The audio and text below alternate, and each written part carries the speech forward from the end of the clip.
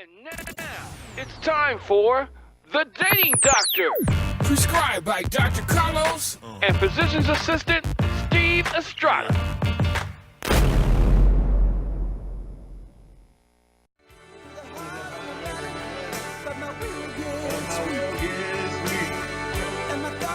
It just started with it thinking about forgiveness. Forgiveness. Even if you don't love me anymore. I can't believe it. We're back. We're back. This is welcome back to our show. We hope you guys are doing great. We hope that you've been employing some of the information we've shared with you over the last 4 episodes. For all of you dating doctor bingers, this is S1E5. Season 1, episode 5. That's it. Season 1, episode 5. And for all of our bingers, I know you're binging because I only account for about half of the plays on YouTube. So, and Steve's got the other fourth. So there's another fourth out there. So that leaves a couple of dozen of you out there binging our stuff. You know, so to recap, in our first episode, we learned about the Dirty Dozen.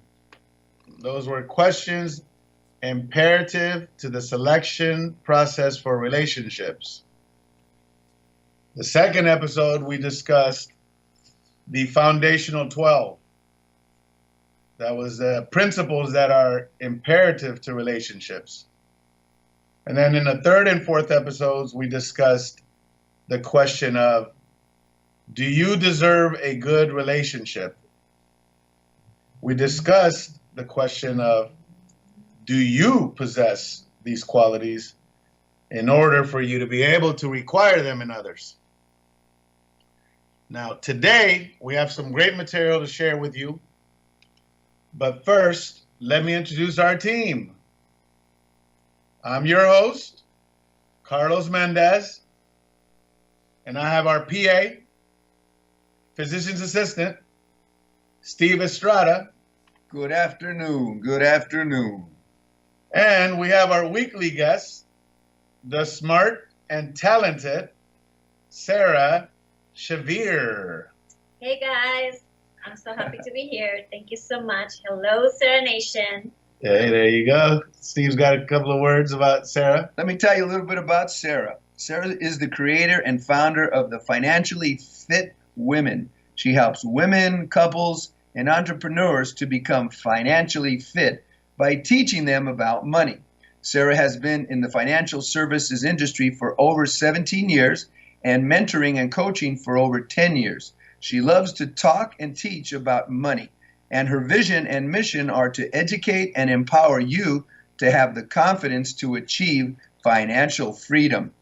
Financial education is the path to freedom, says Sarah.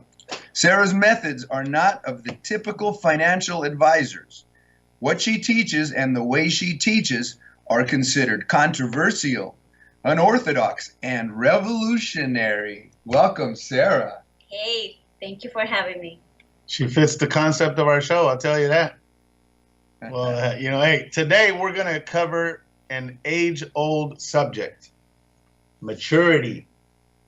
Ooh. Now, we're going to discuss what it is and how it relates to principles and relationships. So strap on your diving gear. Because we're going deep. We're going deep, man. We're going deep. So as we mentioned, maturity. Maturity, in definition, is the state, fact, or period of being mature.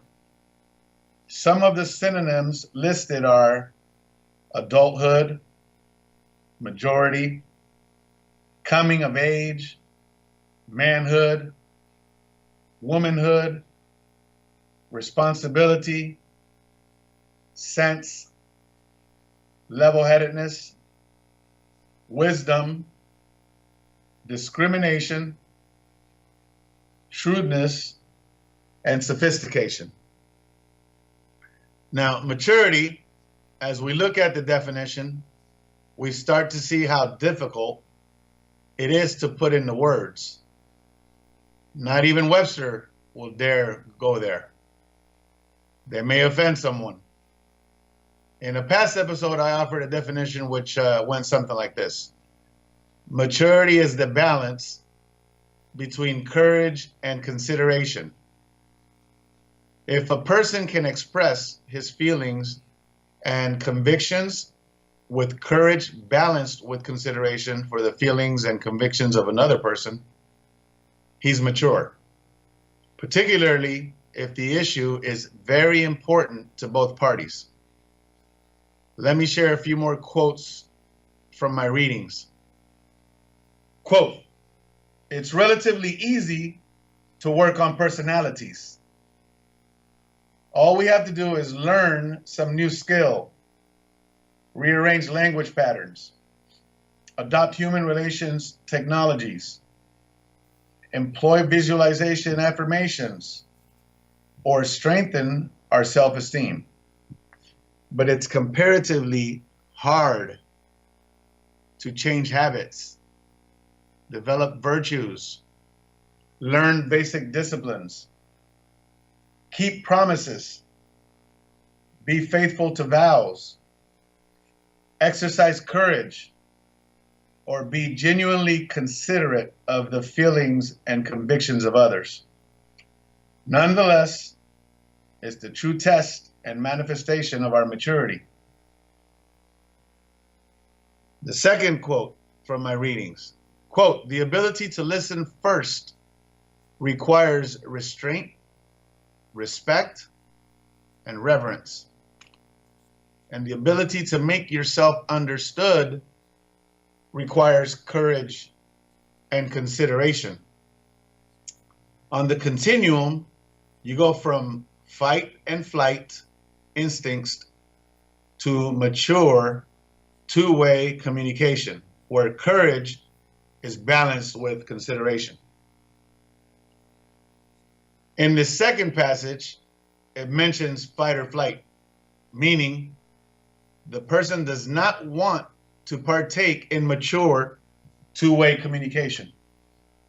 Instead, they are so invested in their convictions that they cannot see themselves looking at win-win alternative solutions. Hence, fight or flight. Fight or uncontrollable debate on behalf of their desired result. Or flight, they completely shut down or physically remove themselves from the situation. Can you relate? Mm-hmm. Scuba gear. Mm-hmm. Mm-hmm. That's a little on maturity. Now let's talk about a related concept. The maturity continuum. In your mind, picture a diagram. This diagram depicts the sequential nature of the maturity process or progression.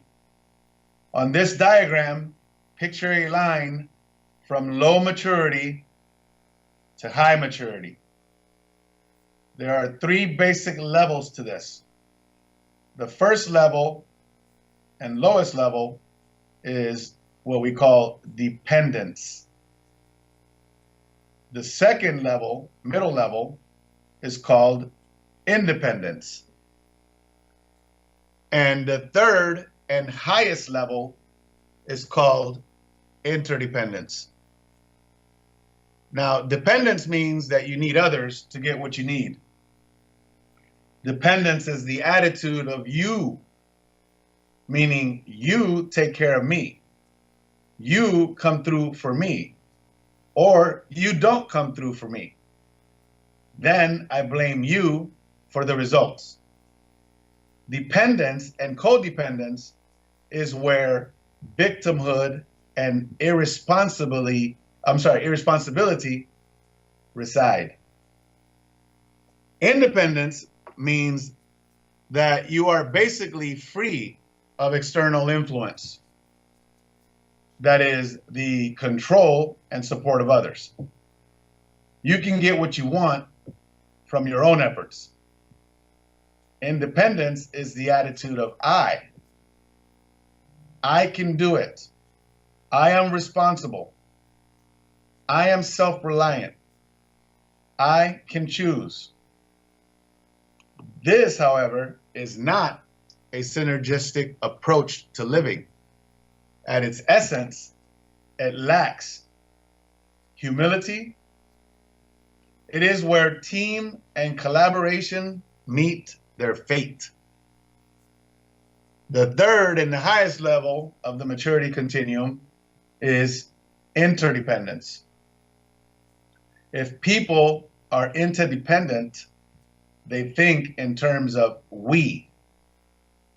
It is the basic approach of needing other people to accomplish with you what you desire, like a marriage, a family, an executive team, where they have to collaborate in order to accomplish what I want, what you want, what we want together.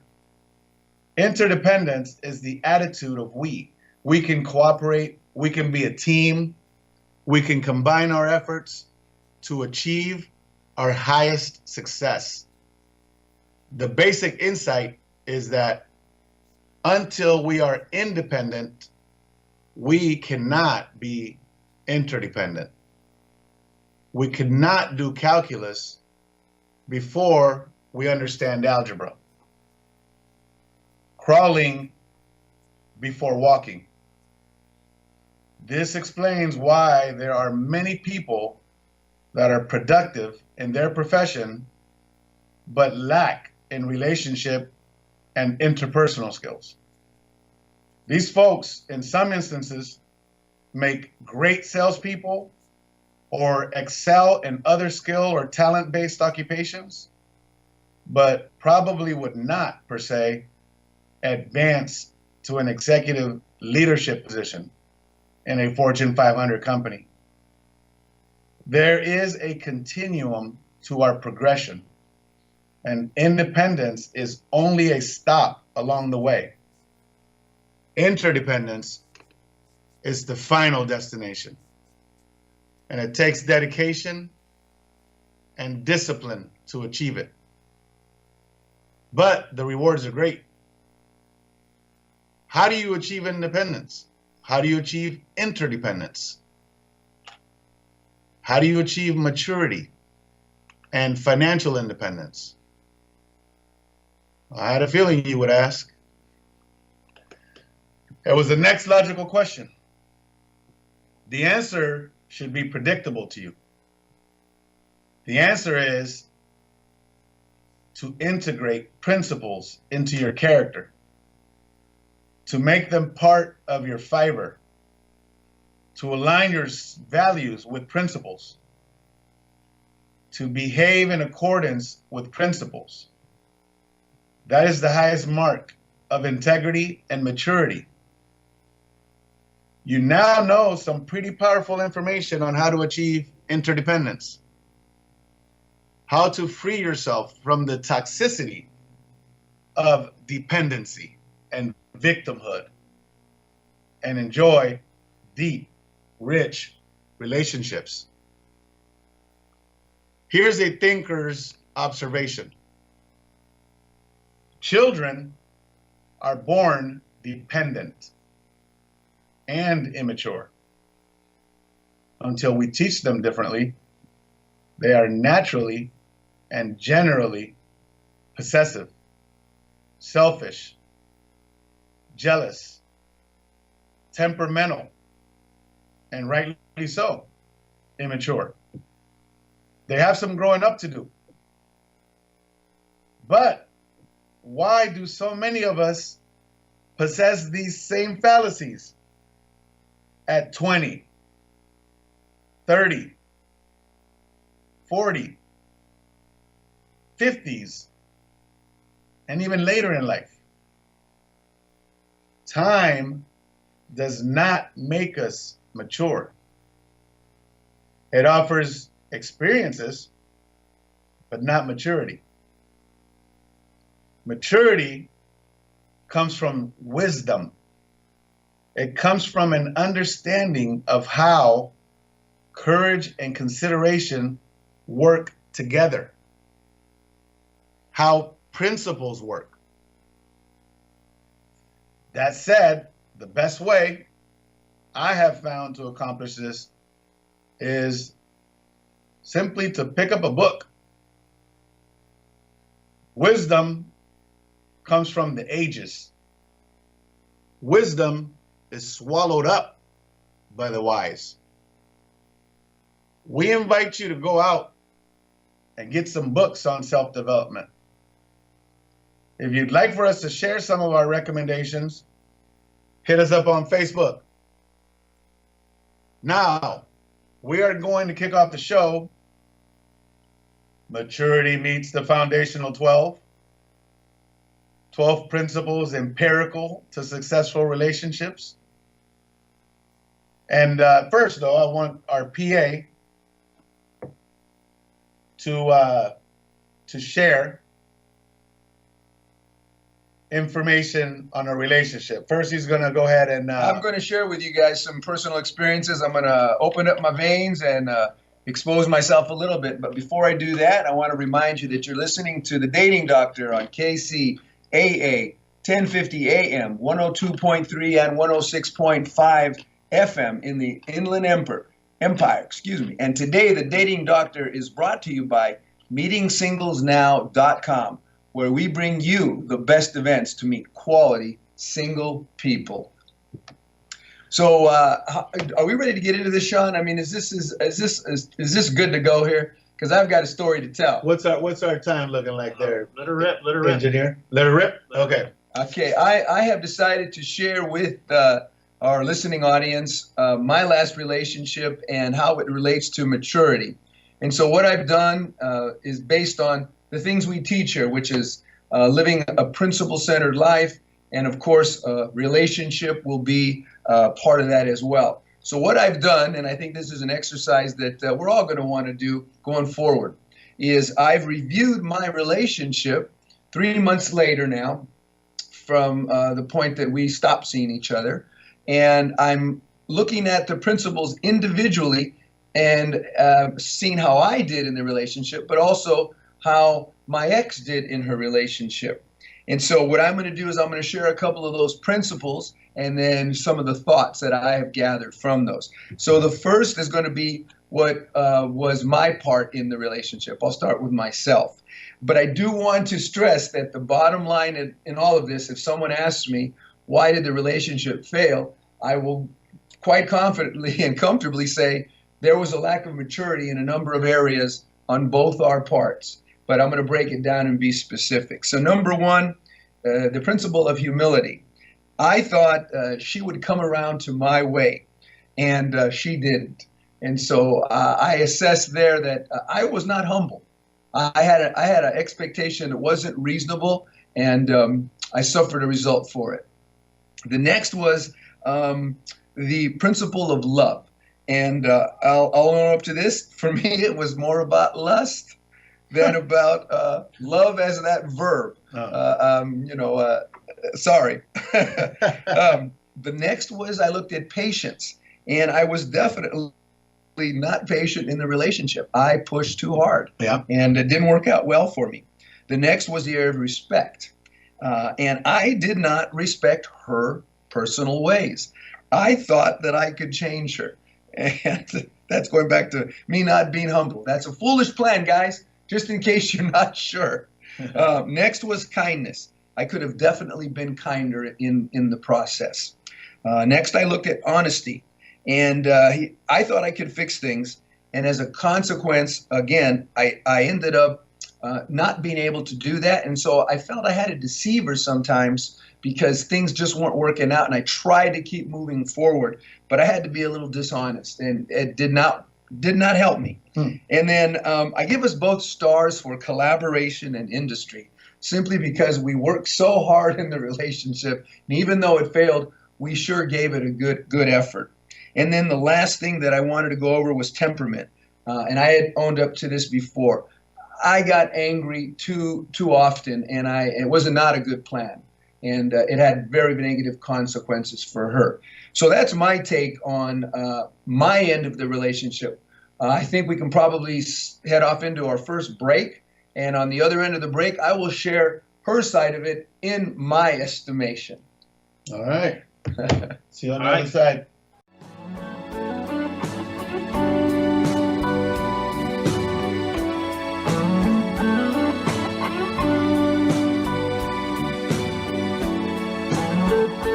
I can't tell you why.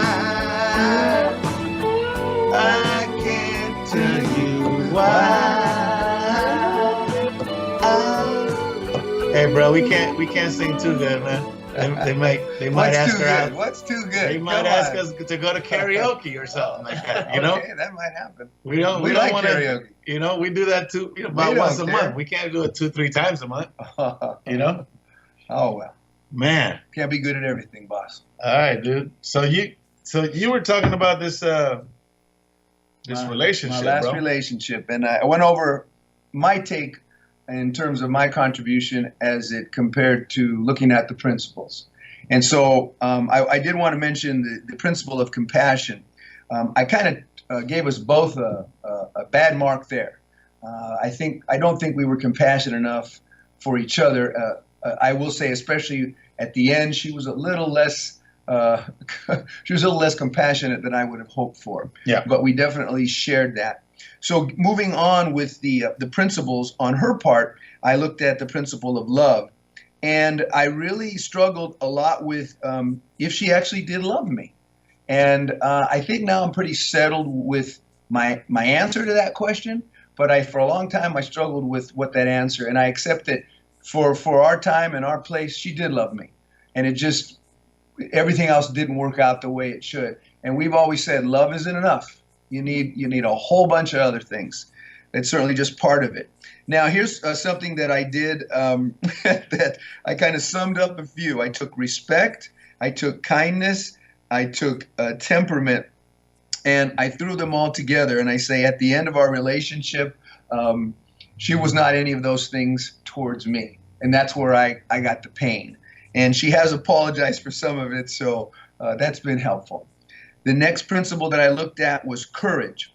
And this is, I don't know, Doctor, you might want to comment on this. I felt that she was not courageous with me because she really didn't tell me everything that was going on inside of her. I think she kind of kept some things back. And so I'm kind of maybe dinging her here for her being courageous and maybe chickening out onto, challenging me more on some of the things that were not right. I kind of got away with some things with her. What do you think about that? Because I'm unclear on that one. Well, I don't know the facts because I was not present. Sure. And to the degree that even if I was present, would I be able to read her mind? I don't know. Mm-hmm. But behaviors are telling. I would say that, her lack of courage came back to bite you both in the butts because in the end, bottling up never works. Yeah. And she certainly was not a good person to bottle up anything because when she released all of that bottling up, Yes. it was final for her. It was the end. It wasn't like most people where they explode one night, but you're still there the next to make up. Yes. It literally ended to my. I couldn't believe. Well, I've told you how it about ended. this. I Yeah. was- You were shocked. I was shocked. very Everybody shocked. was shocked. I was very shocked. So that's what happens when you bottle things in, Yeah. and that is the end of the. I think that is literally one end of the spectrum. She was at that end. Yeah. You don't meet too many people that are literally at either end. Oh, yeah. Absolute. And she was. I've never seen that happen in one single night where Yep. the decision is It made. all went, and Yeah. yeah. So what do you say, Sarah? I see you shaking your head over there. No, I think obviously I don't know the person, but it sounds like that you were right in that sense that she didn't address the situation before, and she just got fed up and her glass was full, so there was no turning back, which is obviously sad, right? Yeah. That's how it happened. Volcanic eruption. Yes. Yeah, and then the last principle that I looked at, and this is where it all came to an end, was honesty. And, for my part here, I had talked about a situation, I'm not going to get into the details, right up front in the relationship, and I thought it was okay. And she told me it was okay. But it came back a few months down the road, and it ended up being the end of the relationship, the cause of the relationship. So that's where I felt like it was a little bit overwhelming for me in terms of, wow, that's coming out of nowhere. And so that's how it ended. But I wanted to share this with you guys simply because I looked at the relationship now from many angles. But what I did do for the show today is I looked at the relationship against principles. And it was very helpful to me because I know where I can improve, and I certainly know where I failed myself, I failed her, and ultimately I failed us. Great learning example, guys. So thank you for letting me share that with you. I do want to mention again that you are listening to The Dating Doctor on KCAA 1050 AM and 102.3 and 106.5 FM in the Inland Empire. And The Dating Doctor today is also brought to you by Canarium Hyperbaric Oxygen Therapy, the latest innovation in the pursuit of optimal health. I have a question, P8. Yes, sir. So in your scenario there, you describe the principles that you violated. And as both you and I know, you can't break the law. You can only break yourself against the law. Right. And but yet you're able to surmise now and look back and say, hey, these are the principles that I had issues with, violated, was not obedient to, etc. So the question I have is, knowing that, while you were doing it, did you not know that you were crossing the line? And if you did, what was it that you were counting on for this relationship to have endured? Yeah, I think that a lot of it happened in the process of the relationship. We went very fast, very quick. She'll own up to that as well. I mean, it was too much too quick. And I thought I could always fix things. And I couldn't fix anything ultimately. And neither could she. And so the result had to be what it was. But I watched it happen. It happened right before my eyes. And it took me by surprise. Yeah. What do you think about that, Sarah? Well, again, I don't know much about the relationship, but it sounds like now that you are in retrospect going back into the relationship, you have found what fell at that time. I wonder if you guys were in different stages in life too. It doesn't mean that necessarily you are a bad person or that she is a bad person. I think that maybe obviously you guys were not right for each other, and there might be the possibility that you guys were in different stage in life. That's why you were trying to change her to your ways, and then she was not accepting that because obviously she has her own mindset, right, or what she wanted to do in that sense. Yeah. And then the lack of honesty, that probably would have been something that you could have addressed at the beginning and saying, like, this is what I'm looking for. These are my expectations. And same thing with her, because that would have avoided a lot of pain throughout the years and the months. It would have. I would also like to, if I could just add to that, is we tend to practice the art of self-deceit oriented relationships. When I look back at some of my relationships, I deceive myself. Where I would look at a certain situation and go, it's really not that bad. If something they did that bothered me, or, you kind of put the old gloss over it, Gloss over it, yeah. I did shine on it, even though it's still bothering you, but it's not so bad.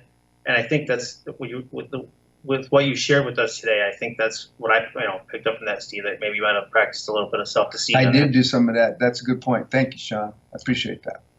Well, look, here on The Dating Doctor, the things that we teach and try to convey out to our audience is to hopefully avoid these kind of situations, right?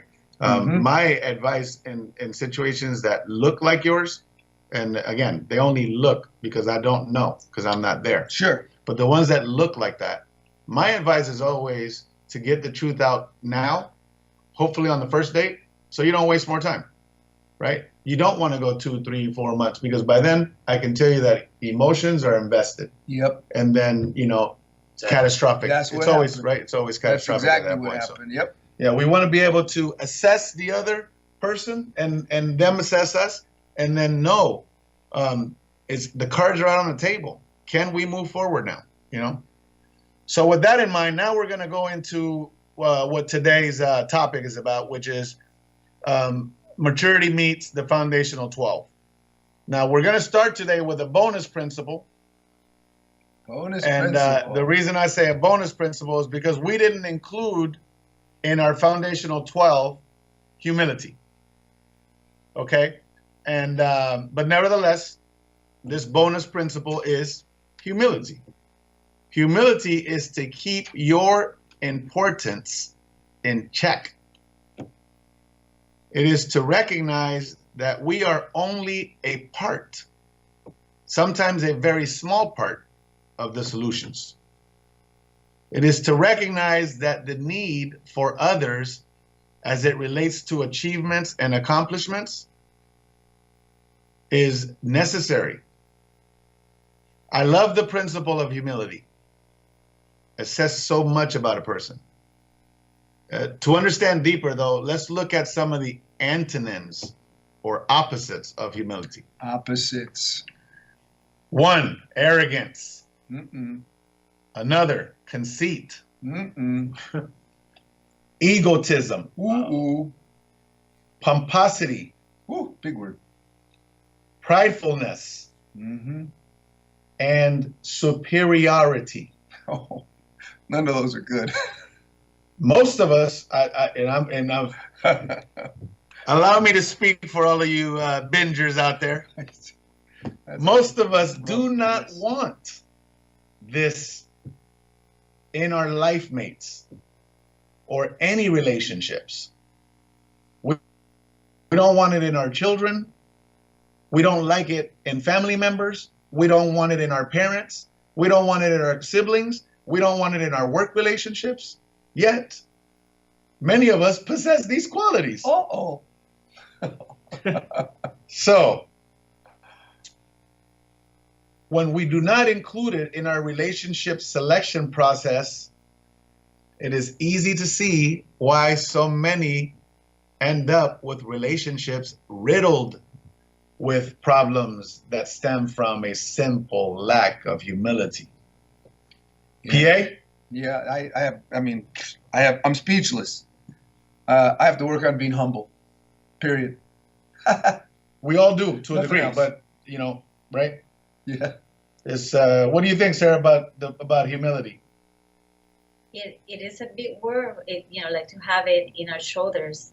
And yes, definitely is a super important quality to have to make the relationship work. Because again, I'm going to go back to compromise. You have to be humble in order to be willing to compromise, because you are putting together two people that comes from total different environments, total different lifestyle, and you're trying to put them together. Mm-hmm. And obviously love is not going to be enough. Mm-hmm. There has to be something else that is going to allow them to compromise, Mm-hmm. to stick them together. Mm-hmm. And that one word will be humility. Yeah, I agree.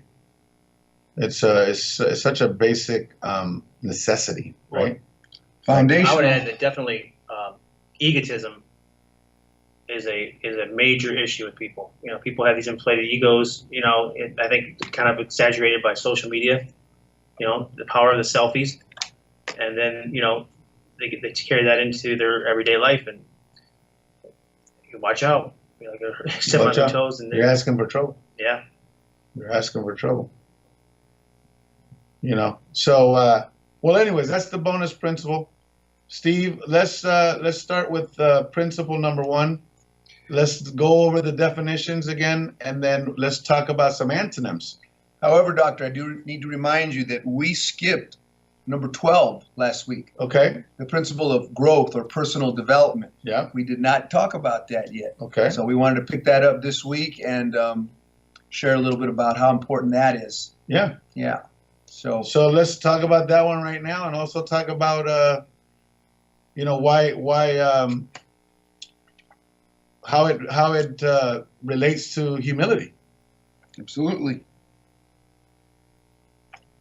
So go ahead. The principle yeah. of what is this? Growth and self-development, correct? Yes, sir. Okay. Personal development and growth.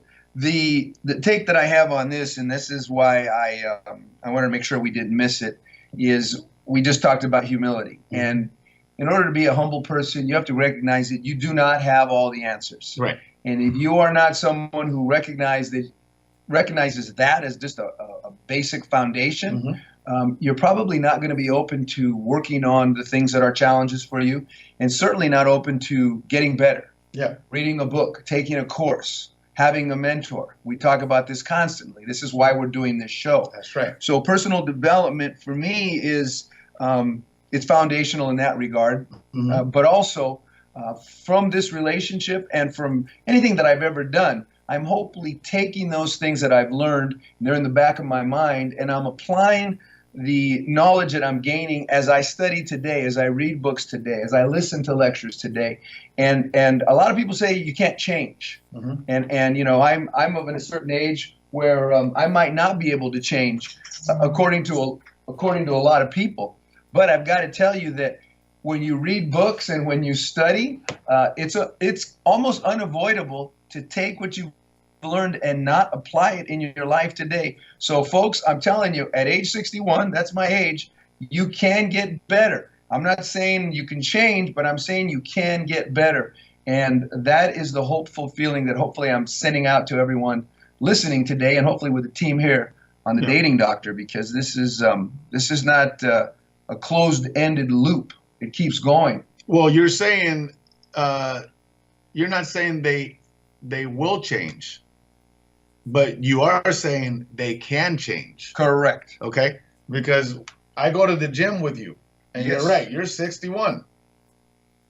And the one thing that I always say, I've told you this many times in front of others, but what you say, I see every day at the gym. You told me you can get stronger at any age. And every time we go to the gym, I see guys 70, even 80 years old. And they are looking stronger. Yeah. And working on getting stronger. So yes, if you can physically get stronger at any age, you can mentally get stronger and be a better human because of it. There you go. By flexing that mental muscle. Mental brain. Slapping That's a couple right. of books in there and getting some time for some audio. Slapping some books in there. Okay? I like that. And get some of that Shabir in you. Shabir's got some good stuff for you too. Talk to me, Shabir, about this self-development and growth principle. I think it's such a so true, because obviously we all can grow, and this is something that I actually admire a lot in Steve, is the fact that he is so first of all so motivated to go to the gym and stay in shape. For the people that don't know how he looked like, he's in a great shape for his age. And then the other part is his mindset. Like he's always looking to be better and become better. And he reads, and he, when you have a conversation with him, it's very substantial. It's not superficial, and he's always looking for ways to grow a lot more. I agree. And it's true. There's always a space for improvement, and there's always space for to become better. So even for relationships. If something is not working, then there are ways to find the answer. There are ways to find a way to become better. People are gonna grow, and actually, one of the things that split people is the fact that one keeps growing and the other one is not. Yeah. So unfortunately, that happens too, and that's gonna affect the relationship. So I think growing is very important, and to be with the right person, they both have to have the right mindset when it comes to growth. Wow. That was very nice, Sarah, by the way. Thank you. We may need to have Shavir back on the show. I think we definitely Anytime. need to have her back on the show. She's adding too much value here. Well, I think what she touches on is exactly right about Steve. Like, you got to be forever a student. I think those who are forever a student, who never become a know-it-all, becoming a know-it-all, doesn't do anybody any good, because when someone says expert, they're underneath their name and they're on TV, or we're talking to someone, so he's an expert in his field. That denotes that he can't learn anything more. He just knows everything about that, which automatically stifles him, is the learning process. So it's like, there could be new evidence, just like they're learning new evidence, about our solar system and these other planets and things of this nature, like with CERN and everything. They're always learning science. It is a big red flag when somebody says that he knows everything. Exactly. That's like a huge red flag on somebody. Yeah. Because that means that person is not open-minded and doesn't want to grow. That's for sure. No, I agree with that. And by the way, Miss Shavir, just want to let you know, Steve is single.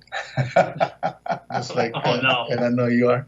So, anyways, I knew that. the dating doctor working his magic right on the air here, baby. That's how you do it. So, let's go to the second principle.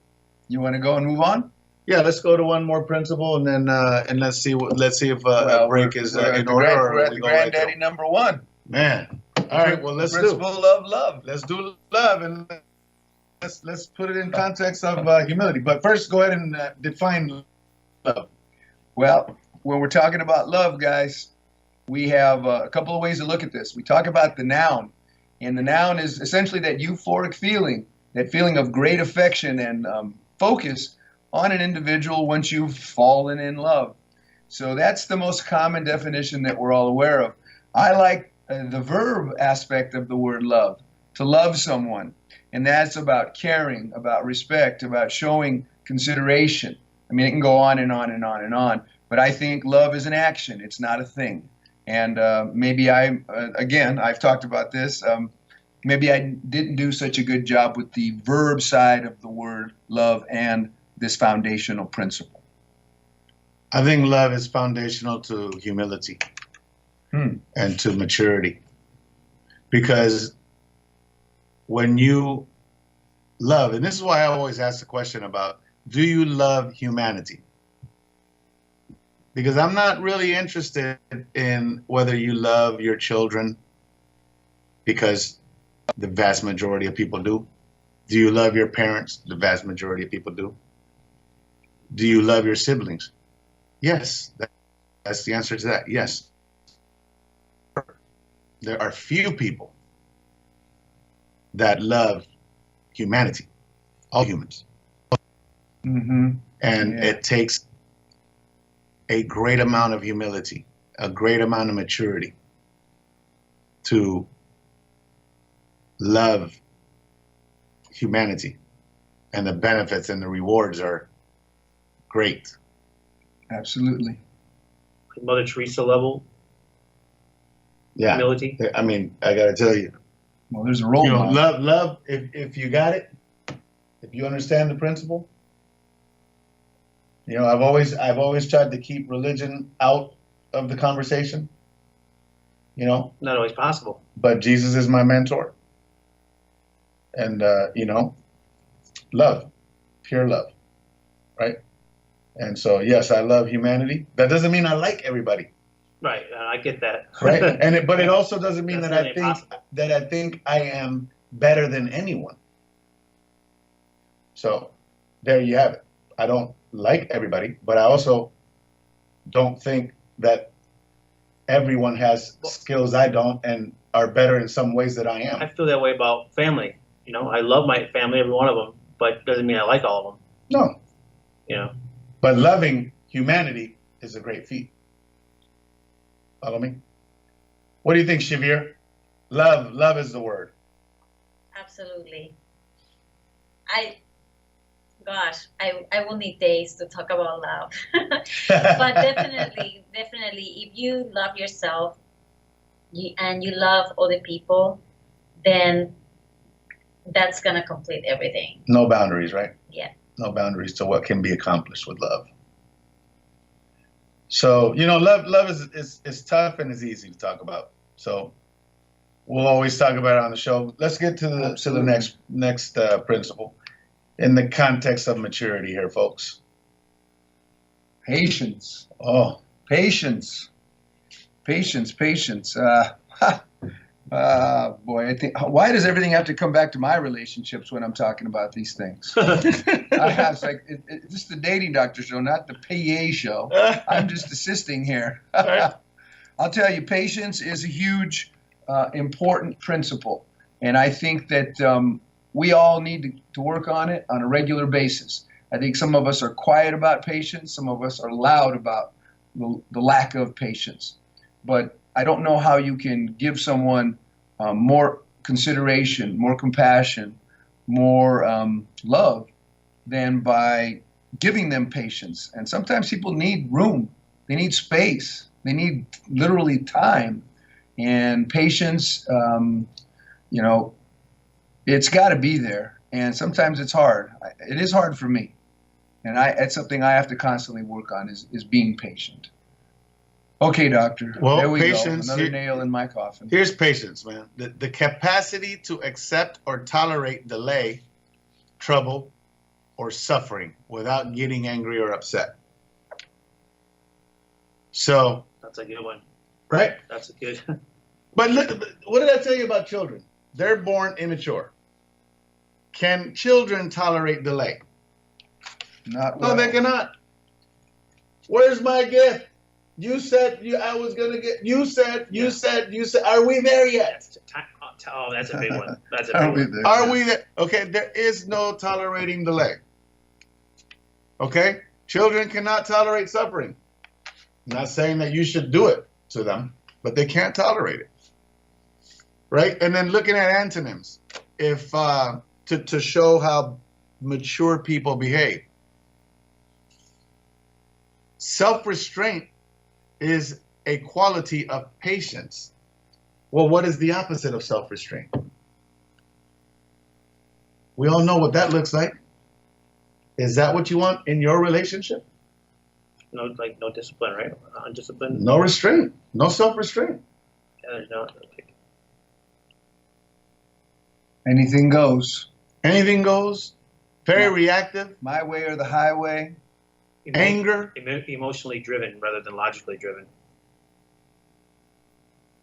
You know what I'm saying? I think I do. What do you think about patience, Sarah? Wow, that's, I personally have to work a lot on that one. Mm-hmm. You're not the only one, Steve. So Good. I'm not the only one. yeah, no, we all, we all need to do that. So it's a work in progress for sure. All right. Good. Well, I'll tell you, we covered what we covered the bonus, which was Humility. We covered the Love. the number one. We did touch on personal development or growth. Yeah, we did. And then our last one was patience. And I think Patience. today that is all that we have time to cover. That's 3 of our 12. So next week we will cover the other 9 and how they relate to maturity. Yep. And why maturity is such an important part of the selection process for who you choose to hang around with. That's right. The principle of associations stands and will always stand. And what that means is if you hang around 4 thieves, then soon you become The 5th. the 5th. So hang around the right people. You got to hang around your PAs and your Cheviers and your Sneeds. So we're closing it out, guys? All right. Yeah, I think go ahead and give us one more shout out there. Let me remind you that you're listening to The Dating Doctor on KCAA 1050 AM, 102.3 and 106.5 FM in the Inland Empire. Why am I having trouble with that I word? have no idea. And The Dating Doctor is brought to you by Canarium Hyperbaric Oxygen Therapy, the latest innovation in the pursuit of optimal health. Well, guys, listen, I want to thank you for listening.